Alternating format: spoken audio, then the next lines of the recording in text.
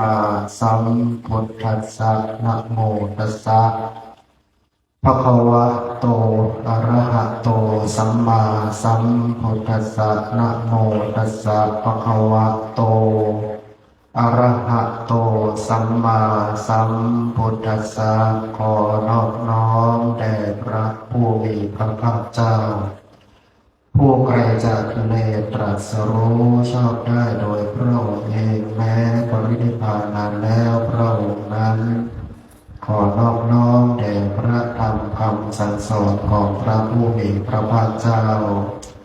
ขอนอบน้อมแด่พระอริยสงฆ์สาวกของพระผู้มีพระภาคเจ้าขอกราบถวายความเคารพแด่พระเถรานุเถระพ่อแม่ครูบาอาจารย์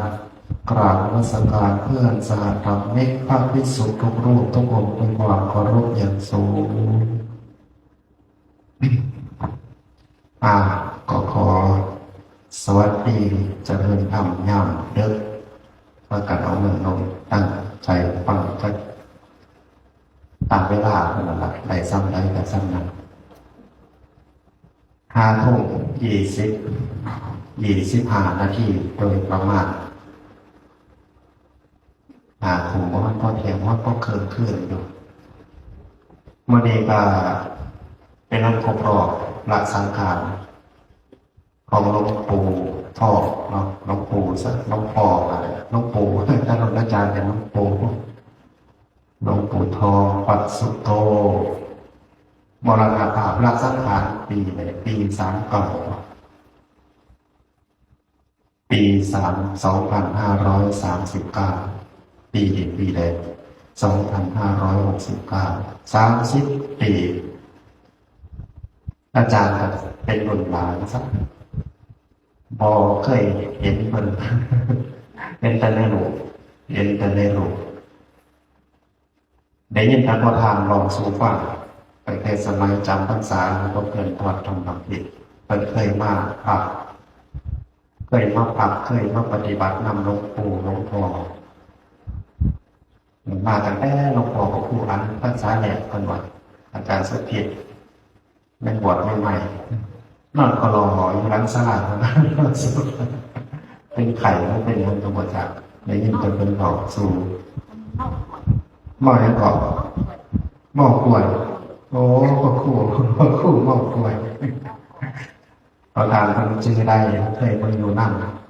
เรียนแต่อาจารย์อันนอนเขาล้ออยู่รักษณะนะวะเรื่องเรียนหนาซะเลิศเสริมหนังยกหลงเนาะผ่านแดดผ่านฝนผ่านหอนผ่านหนาวลูกเซตเปิดกับอะไรลูกเดียวได้ยินวันนี้แต่ที่มันจักมีอาจารย์จักกับมีผมแต่อาจารย์สุภิตก็ทำน้องปองคู่อยู่แล้วแต่ว่าสร้างพายาสร้างลูกศิษย์สร้างวัดเป็นประกาศว่า26 วัด60 กว่ารูปแบ่งกันไปจำพรรษาวันละรูป2 รูปก็ถือว่าดีอยู่ในสั่งสาขาไหนสั่งพระบริเวณพี่น้องซ้ำพี่น้องกันก็ได้พักอะไรคืออาจารย์ลูกศิษย์หลวงพ่อสมานกับบริเวณว่าแยกออกจากซะครับหลวงพ่อทองหลวงปู่อาจารย์สุภิตคนเหมือนมันกลุ่มไปมันเป็นพี่เป็นน้องกันนะเกิดมาเปิดเพื่ออาจารย์จะเกิดมาหลวงพ่อวัดหลักแต่ที่มันเป็นพอทั้งทำก็มีมีศิษย์หลวงพ่อเป็นคนพี่หนุนนอกก็คือคือน้องกันคือกลุ่มกันนะมันก็ได้แยกเป็นสาขาเป็นสายเป็นเอกเลยอัตโนมัติจริงๆแล้วคือโยมเป็นพี่พ่อพี่แม่พี่ลูกพี่หลานเป็นเครือญาติกันไปแต่สนิทกันได้โยนน้ำกันสนิทอะไรคือหูจักมักขุ่นกับจักในไซใจข้อจักจิตใจกันมันก็เลยสนิทใจกันโยนน้ำกันก็เลยมีความผ่อนคลายบริเกรงตั้งแต่ปฏิบัติใหม่ๆเลยเป็นพระมีน้ำหมาในโยมบางทีโยมก็สิบ่เข้าใจหรอกผู้ใดเคยบวชสิเข้าใจแต่วันของผู้ใดบ่เคยบวชเลยสิบ่เข้าใจลำบากที่ว่าขนาดเขาก็บ่ได้เฮ็ดไทยเฮ็ดนาบ่ได้หาแนวอยู่แนวกินยากแม่มือเสาก็มีปูพกประเทศอย่างอยู่บ่ขนาดหนักจังเลยงานจังเลยแต่อย่างจังเลย อยากน้ำใจมันเห็นงานพระเขาบอกแล้วต้องพระเพื่อนหน่อยอยากน้ำใจพุทธเจ้าสอนสำคัญเรื่องใจด้วยว่าร่างกายมันแบบเพื่อนจะสอนไว้โยมตัวกับเพียงแค่เล็กหน่อยจะวันนักปวดมันสิทรมานร่างกายมันจะหน่อยนะเนี่ยคือจะกินตอนแรกเราพวกกินเนี่ยบอกนิ้วบอกไม่ไหมนิ้วเราบอกเลยว่าสิ่งเป็นบาปเราจะนอนมันเข่ามันผู้ดังมันก็คืออยากนอนเนี่ยเมื่อแรกเนาะ นี่คือ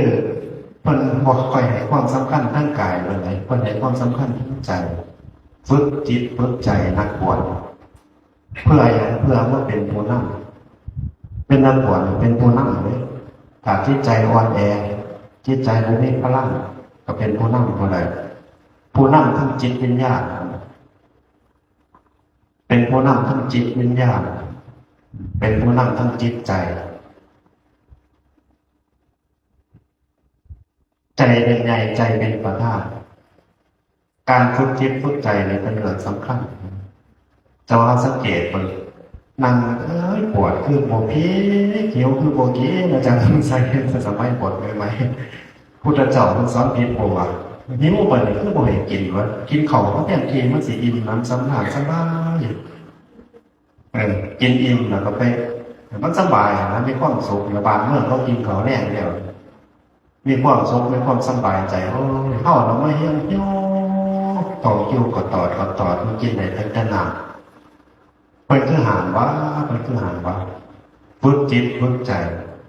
เพราะว่านักบวชมีขอหนึ่งที่เป็นต่างเด่นก็คือขันติ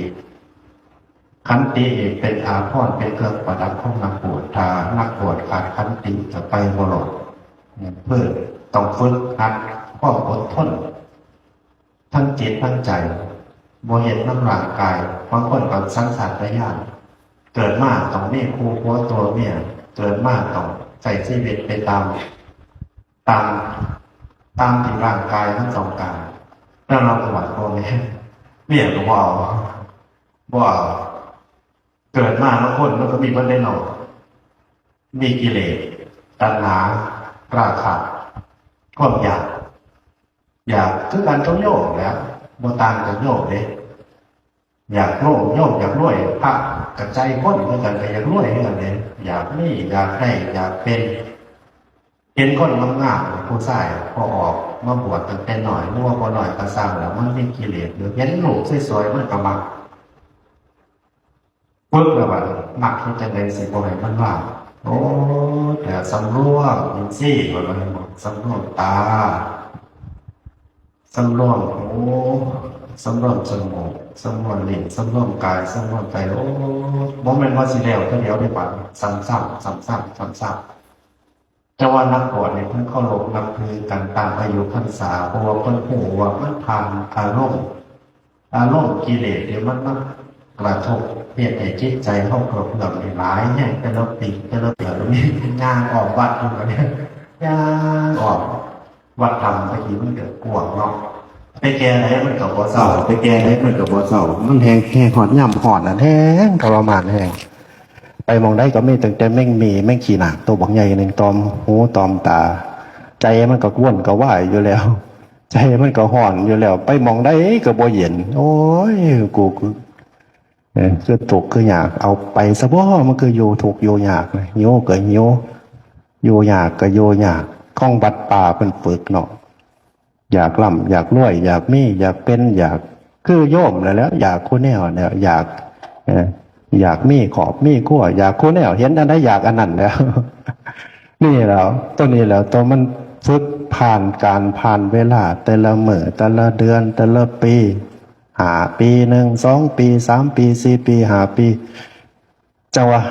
หลวงพ่อท่องหลวงปู่ท่องเป็นมรณภาพเลยในผ่าเหลืองในจังหวะมีลูกศิษย์ลูกหามีบารมีเห็นบ่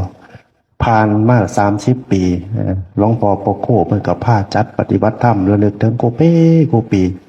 เพราะว่าเพศบรรพชิตเพศนักบวชนี่เพศผู้ครองพรหมจรรย์เนี่ยมันเป็นเพศที่เฮ็ดได้ยากเป็นบุคคลที่หาได้ยากก็ว่าแล้วก็เฮ็ดได้ยากก็ว่าได้อาจารย์เอาเจ้าของนี่แหละมันเคยบวชมันเคยสัมผัสผมมันว่าเจ้าของเก่งเด้คือมันถูกแห้งอ่ะนะ บ่แม่นว่าสิแล้วเด้แต่ละมื้อแต่ละวันแต่ว่าบวชอยู่ได้เพิ่นก็สิสำบายเนาะแนมเบิ่งตราบใดที่บ่เบิดกิเลสนั้นบ่สำบายดอกโยมมื้อใดแล้วมันถ้ามันขึ้นมาเนี่ยมันก็หัวร้อนคือว่าอดทนอย่างเดียวก็สิรอดเด้ต้องมีปัญญาพร้อมต้องมีความรู้ความเข้าใจคืออาจารย์เป็นเทศน์รู้เท่าทันสิ่งที่มันเกิดขึ้นคือกันถ้าอดทนอย่างเดียวก็คือเดี๋ยวอดทนเอาทนมันก็เทิงขีดคือกันเด้อดไปคักๆถ้าบ่มีปัญญา บางคนก็นั่งเห็นบ่นั่งตั้งสัจจะบางคนไปศึกษาคำธรรมะของพุทธเจ้าเห็นพุทธเจ้าตั้งสัจจะนั่งอยู่ใต้ต้นสีมหาโพธิ์เลือดนี้จะเหือกแห้งไปก็ตามทีถ้าบ่บรรลุธรรมสิบ่โลภว่าซั่นเอาเบิ่งเฮาบ่ได้ไปใส่ บ่ได้เอออาจารย์เกิดว่านี่ใจออกนั่งไปหอดซ้ำหนึ่งนี่มันสิสูม่านบ่ได้มันสิบ่คือพระพุทธเจ้าบ่มีองค์ที่สองเด้ ครับ โอ้มีองค์ที่สองเลยนั่งบางคนมันก็บ่ค่อยศรัทธาอาจารย์เสืออยู่ความศรัทธาไม่ได้ให้เข้าใจอาจหารใจกล้าอย่างเช่นคนยิงอ่านยิงศึกษาประวัติมาเนี่ยถ้าปัญญาบ่เข้าใจบ่รู้ความว่าบ่แน่นอนหรือว่าความบ่เที่ยงบ่รู้สัจจะความเป็นจริงนี่เฮาสิมีความเห็นติดิ่งแล้วเวลาเฮาเฮ็ดไปบ่ถึงเฮาสิใจออกจังหวะนี้อาจารย์เป็นผู้หนึ่งที่อาจารย์ได้ไปเรียนหลวงพ่อเหลี่ยมวัดโสภาเป็นเทศสู่ปะโสเนนฟังตั้งแต่บวชใหม่ๆตะกี้อาจารย์ก็เข่งขึ้นกันเลยอดอาหารอดนอน เดินจงกรมเบิดขึ้นอดอาหารนี่อยู่5 มื้อ6 มื้อ7 มื้อโบกฉันบ่ฉันตั้งแต่น้ำโอ้ก็ไปตั้งสัจจะเป็นจังสันจังสีเข่งแห้งเด้จำจอยวัดว่ามันคนติดยานะวันนี้ไปไปฟังเทศน์หลวงปู่เหลี่ยมเปิ่นว่าโอ้ยก็เบิ่งจริตจิตใจเจ้าของบารมีอินทรีย์เจ้าของส่ำใดเฮ็ดคือไก่ฮบร้อยก็ได้ดอกเราว่าเคยเล่นไก่ได้แต่สมัยเป็นโยม ไก่ฮบร้อยมันตีแล้วมันก็แล่นพอเวลามันได้โอกาสมันก็หันมาตีอีกมันก็แล่นจักผ่อนสันผ่อนยาวจักผ่อนเบาผ่อนหนักให้เจ้าของนำเพราะว่าหยังเพราะว่าเพศนักบวชนี่สิอยู่ระยะยาวเฮาบอกว่าเฮาสิอยู่พรรษาหนึ่ง2 พรรษา5 ปี10 ปีเฮาบอกว่าจังซั่นในใจลึกๆเฮาก็อยากเบิดลมหายใจในผ้าเหลืองอาจารย์เสื้อทุกรูปที่บวชศรัทธาบวชแล้วก็เพื่อประวัติเพื่อความพ้นทุกข์ในใจนี่ตั้งลึกๆนี่ในใจนี่มันหักผ้าเหลืองแต่เด้มันเราเวียดระวังมันหยาดนะแต่ว่าเฮาบ่ฮู้อนาคตข้างหน้าตัวนี้ล่ะโตที่มันเฮ็ดให้เฮาบ่กล้าประมาทเฮ็ดให้เฮาบ่มั่นใจอนาคตขนาดเพราะว่าบุญบวชเบิดเปิดว่าเอาแล้วก็เจอม่านเปิดว่าบ่ผ่านเปิดว่าเอาบวชไป5 ปี10 ปี20 ปี30 ปีก็ยังซึกเปิดว่าเอา ตัวนี้ล่ะมันมีตัวอย่างเฮาก็เลยเป็นแบบเป็นแบบบ่มั่นใจว่าสิได้จนตายบ่ตอนในใจลึกๆนี่จังว่าอาจารย์ไปกราบพระหรือว่าไปเจอปูชนียสถานหรือว่าอย่างเช่นพระธาตุพระนมหรือว่าสถานที่ต่างๆในอาจารย์สิระลึกในใจไว้ตลอดจังไดก็ขอให้ผู้ขาอยู่ได้ผ้าเหลืองจนตายเด้อแต่ว่าบ่กล่าวว่าสิอยู่จนตาย นี่แหละคือมันเฮายังเขาเอ่ยว่าความนักแน่นอินทรีย์บารมีของเฮามันยังบ่ทันถึงปานนั้นแต่ว่าเฮาก็ต้องใส่ปัญญาแล้วก็ประคองศรัทธาก็คือปฏิบัตินี่ละเฮ็ดขอวัดขี้เกียจก็เฮ็ดดูก็เฮ็ดคือหลวงปู่ชาแต่ว่าเฮาก็เฮ็ดบ่ได้เต็ม100%เด้ลางเทื่อมันขี้ขาดในแห้งเฮาก็บ่ได้เฮ็ดคือกันมันบ่มั่นคงปานนั้นมันบ่แน่นอนปานนั้น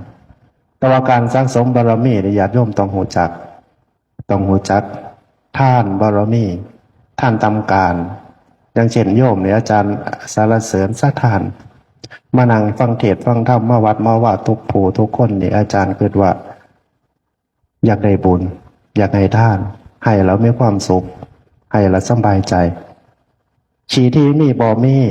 แต่ว่าเยาเนี่ยมันอยากให้ตอนนี้มีบ่มีอาจารย์ก็มีสิเฮ็ดหยังทำหยังหรือว่าสิให้หยังสักอย่างเนี่ยมันตะยิดเนี่ยดีบ่นอให้ไปสิใส่บ่นอ ตอนนี้ชีที่ตอนนี้อยู่ได้มันเป็นอยู่ในจิตในใจตะยิดแต่ว่าถ้าเฮาตั้งใจมาปานนี้อาจารย์ว่าเต็มใจสุขใจปิติใจเมื่อได้ให้เป็นเขาเอ่ยว่านักบวชนี่ก็มีคุณจังสิเด้จังว่าเฮาระลึกถึงคุณหลวงปู่หลวงพ่อท่องบ่มีนักบวชนี่เฮาก็บ่ได้ให้ทานจังซี่นะบ่มีพระมีเจ้านี่ไปให้คือจัง หลวงพ่อบรรจงนี่แหล้ว ไปให้โยมนำกันมันก็บ่เป็นตาให้ก็บ่สำบายใจแล้วว่าก็ลองเบิ่งพยาบาลไปอุ้มบาตรเลาะบ้านเบิ่งแล้วว่า ลองพยาบาลบ้านเจ้าไปอุ้มบาตรเบิ่งว่าซั่นมาเอาใส่บาตรพยาบาลเด้อว่าซั่นหวายมีตะขอนแล้วก็สิใส่หัวเอาแล้ว ว่าหลวงพ่อจังแต่ยินถ้าบ่มีนักบวชนี่ก็ให้ทานยากอย่าได้เนาะนักบวชนี่จังว่ามันมีคนจักเกอาจารย์ก็เกิดได้ครูบาอาจารย์ก็คือจังบ่ได้เลี้ยงเฮามาปะเพิ่นมีคุณหยังกับเฮาเนาะมาเกิดหาเด้พิจารณาหาคุณของครูบาอาจารย์นะใจมันบ่ทันเชื่อเด้ได้ยินได้ฟังมาว่าครูบาอาจารย์นักบวชมีคุณคุณพระรัตนตรัยคุณพระพุทธเจ้ามันล่ามไปหอดพุทธเจ้าเพิ่นได้ความนึกคิดของอาจารย์พุทธเจ้าเพิ่นมีคุณหยังเนาะเพิ่นคือว่าให้เราเลิกถึงคุณพระพุทธเจ้าพุทธเจ้ามีคุณหยังดอกเฮาเนาะเฮาเคยก็บ่เคยเห็นหน้าเพิ่นก็ได้ยินแต่ประวัติเพิ่นได้ยินแต่เรื่องเล่าของเพิ่นแต่ว่าเพิ่นมาเฮ็ดหยังให้เฮาเนาะพ่อแม่เฮาสิบ่มีคุณหลายกว่าพุทธเจ้าบ่มันเกิดไปพุ่นเด้แต่ว่ามาพิจารณาจริงๆแล้วพุทธเจ้านี่ไม่คุณนับอันนั้นไม่คุณหลายอีหลีถามว่าพุทธเจ้าบางเทื่อเฮาอาจสิบ่ได้เกิดเป็นคนโดยซ้ำไปเพราะว่าหยังเพราะว่าคำสอนของเพิ่นสอนให้เฮาปฏิบัตินำศีลนำทานนำขอวัดปฏิบัติที่เฮาเคยรู้จักเรียนรู้กันมานี่นะบ่ซั่นเฮาก็อาจสิบ่ได้เกิดเป็นคนก็ได้เฮาอาจสิไปเป็นสัตว์สาวว่าสิ่งก็ได้ถ้าเฮาบ่ได้มีบุญบ่ได้มีบุญมาเกิดเป็นคนบ่ได้เฮ็ดนำคำสอนของพุทธเจ้าอาจสิบ่ได้มาเกิดเป็นคนอาจสิบ่ได้พบพอพระศาสนาถ้าบ่แม่นคนของเพิ่นจังว่ามันละเลิกไปจนมันลงใจจนมันเข้าใจจนมันเกิดปัญญาว่าเด้เฮ็ดหยังก็สร้างโยมหาเหตุให้มันพอมันจังสิบ่สงสัยเฮ็ดไปแล้วมันจังสิบ่เฮ็ดเป็นตามๆกันอย่างเช่นนักบวชพระเทศน์คือกันได้ยินได้ฟังเพิ่นเทศน์ไปอย่าเพิ่งเชื่อฟังไว้ซะก่อนลองประพฤติปฏิบัติตามลองเฮ็ดลองพิจารณาไว้ในใจซะก่อนแล้วก็เฮ็ดนำทำบุญนี่มันมีแต่ทำบุญแล้วมันสิได้แนวได้มันมีแต่เสียออกไปมีเงินอยู่นี่100นึงนี่ทำออกไปก็เบิดกระเป๋าทีละ100นึงมันสิได้มาแต่ไสลางคนนี่คือเพิ่นว่ามันสิได้ก็ทำออกไปซะก่อนเว้ยบ่สร้างมันบ่อื่นบ่มีกินสร้างมันทำไปซะก่อนเชื่อซะก่อนหามื้ออื่นมาบ่ได้มีบ่ได้กินอีหลีเด้ ได้ทำบุญนี่มันได้คือหลวงพ่อองค์แรกเพิ่นเทศน์หลวงพ่อสำราญเพิ่นว่ามันสิได้หม่องจาคะนั่นล่ะคนที่จาคะอยู่เนืองๆคนที่เสียสละอยู่เนืองๆใจมันสิอาจสิหารใจมันสิใหญ่ใจมันสิบ่คับบ่แคบหม่องทำบุญนั่นหม่องให้ทานนั่นบุญนั่นมันมีอยู่10ข้อบ่ได้บ่แม่นว่าแต่ให้ทานเด้เพราะว่าคนให้ทานได้ในใจมันสิบ่คับแคบมันสิบ่โลภมันสิบ่ตนีมันสิบ่ขี้เหนียวบ่ขี้ที่นั่นล่ะใจมันสิอาจสิหารใจมันสิใหญ่ซะใจใหญ่บ่แล้วเฮาฟุ่มเฟือยได้นี่คือจังว่าเพิ่นฝังทรัพย์ไว้ฝังทรัพย์ฝังอริยทรัพย์ไว้ฝังดินไว้ฝังไว้ในศาสนาเพื่อสิเดินทางเพิ่นว่าทานเป็นเสบียงเพิ่นว่าเพิ่นสอนไว้ทานเป็นเสบียงศีลเป็นบันไดเสบียงก็คือเวียนว่ายตายเกิดในภพวัฏสงสารนี่เฮาสิเวียนว่ายตายเกิดอีกยาวนานนับบ่ได้สิเกิดอีกชักชาติใดไปต่อประจันใดแน่นี่สิไปอีกหลายปานใดดนปานใดจักแล้วก็หน่อยตายไปจักสิได้เกิดอีกหรือบ่จักสิมีหรือบ่ศาสนาบางคนก็ยังสิสงสัยอยู่เด้แต่ว่าอาจารย์ฟังหลวงปู่ชาบ่แม่นว่าจะฟังอย่างเดียวมานั่งภาวนาเบิ่งบ่ได้ว่ามีตาทิพย์หูทิพย์อีหยังดอกบ่สงสัยศาสนานี่ศาสนานี่บ่สงสัยเพราะว่าหยังเพราะว่าพิจารณาโดยเหตุโดยผลแล้วเวลาที่มันผ่านไปแต่ละมื้อแต่ละวันแต่ละเดือนนี่แต่ละปีนี่มันผ่านไปมันบ่หวนกลับเมื่อมันบ่หวนกลับมันต้องผ่านไปปีหนึ่ง10 ปี100 ปี200 ปี300 ปี400 ปีเฮาตายไปแล้วเวลามันก็ยังเดินไปชาติหน้ามันจะมีอยู่แล้วถ้าบ่มีถ้าตายไปแล้วบ่ได้เกิดผู้เกิดมาใหม่สิมาแต่ไสจิตดวงใดสิมาปฏิสนธิเกิดเป็นคนรู้สึกนึกคิดมีจิตมีเจ็บมีปวดมีใจอะไรถ้าจิตดวงที่จากไปจากโลกนี้เราบ่เวียนกลับมาจุติมาเกิดอีกมันก็เวียนอยู่นี่แล้วตราบใดที่ยังบ่ทันพ้นทุกข์ตราบใดที่ยังมันถึงปณิพพานก็เวียนถ้าคนทำบุญไว้หลายแน่ก็ดีแน่สิได้ไปเป็นเทวดาทำบุญไว้ดีแน่เบิดจากบุญเทวดาเหลือบุญก็สิได้มาเกิดเป็นมนุษย์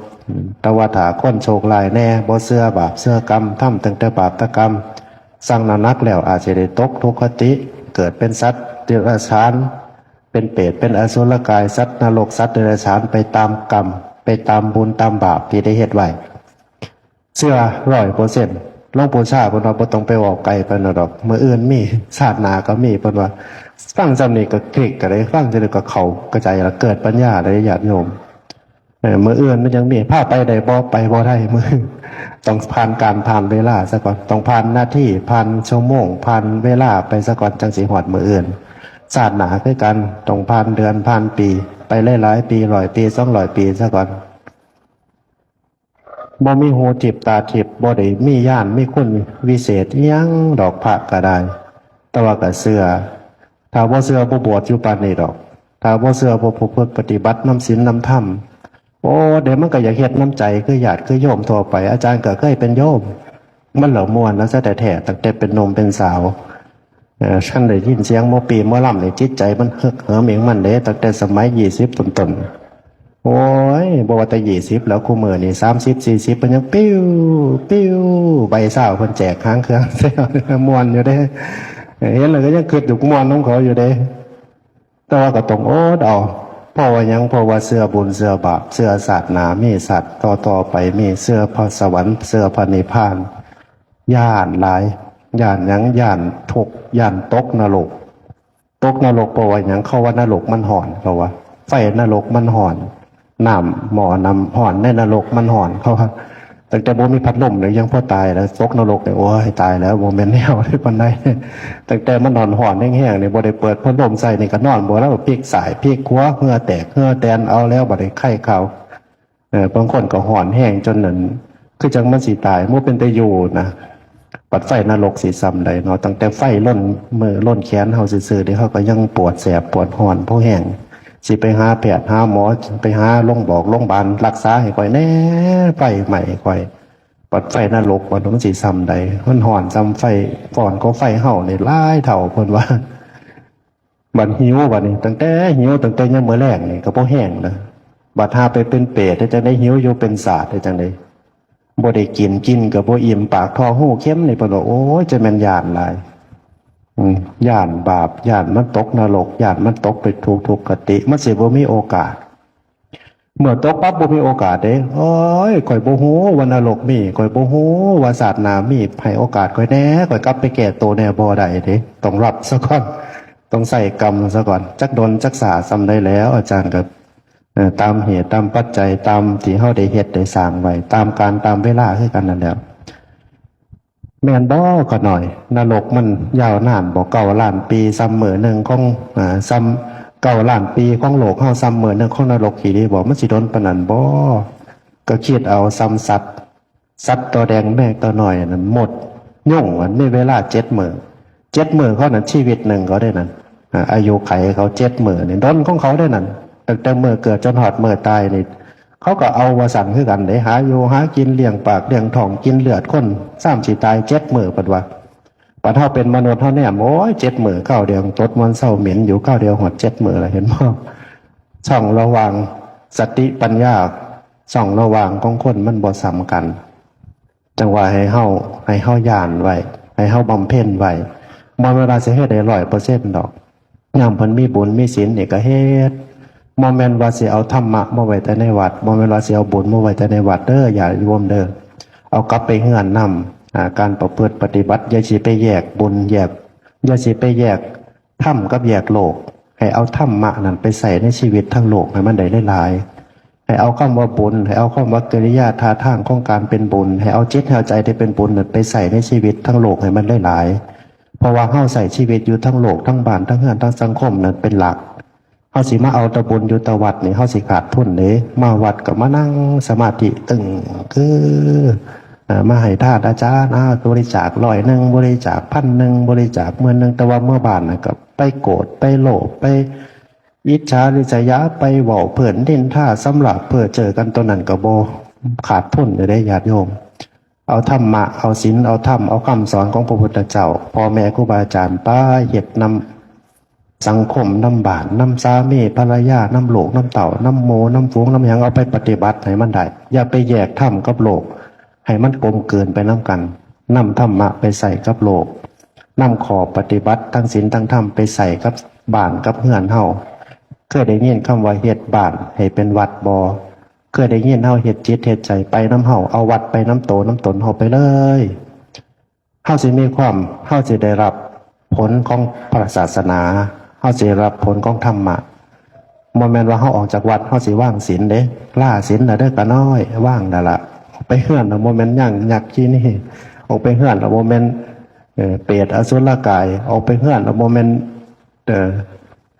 พ่อปล่อยก็ปล่อยพ่อด่าก็ด่าพ่อเว้าเปื้อนพ่ออีจาริษยาพ่อโลภตะนี่ขี้เอาเต็มที่เลยเข้ามาวัดก่อนจังมาเฮ็ดคือกำลังคนบ่แม่นว่าแต่จริงได้โลภอยู่ตั้งในบ้านได้มาโลภพอในวัดในว่าก็มีธรรมะกับจิตกับใจกับโตกับตนบริบทเฮาสิไปไสก็ให้นำเฮาไปศีลธรรมประจำจิตประจำใจประจำกายใส่ชีวิตประจำวันไปเลยฉะนั้นอาจารย์ก็ขอฝากเนาะฝากคุณยายฝากเมชีฝากทุกผู้ทุกคนนั่นล่ะ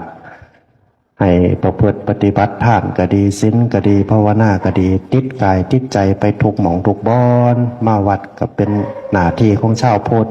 เป็นหน้าที่ของอุบาสกอุบาสิกาอุปถัมภ์ขำชูวัดว่าศาสนาพ่อแม่ครูบาอาจารย์เป็นหน้าที่ของเฮาอย่าว่าเป็นหน้าที่ของผู้นั้นผู้นี้เด้เห็นตั้งแต่ไปวัดข่อยวัดเจ้าวัดจังสันตสีทุกคนวัดในประเทศไทยแม้กระทั่งต่างประเทศมีหน้าที่ในการทนุบำรุงดูแลรักษา